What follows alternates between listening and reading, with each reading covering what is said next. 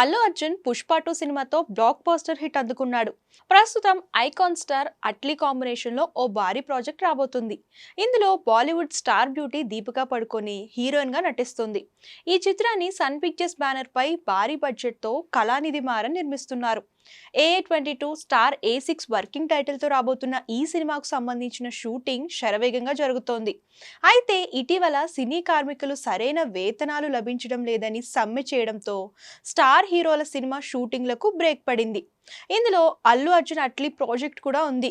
ఈ సమ్మె వల్ల భారీ నష్టమే వాటిల్లింది.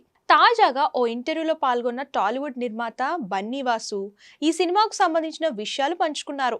ముంబైలోనూ మా టీం కొన్ని సందర్భాలలో షూటింగ్ ఆపాల్సి వచ్చింది. ప్రతిరోజు ఈ ప్రాజెక్ట్ కోసం కోట్ల రూపాయలు ఖర్చు పెడుతున్నాం.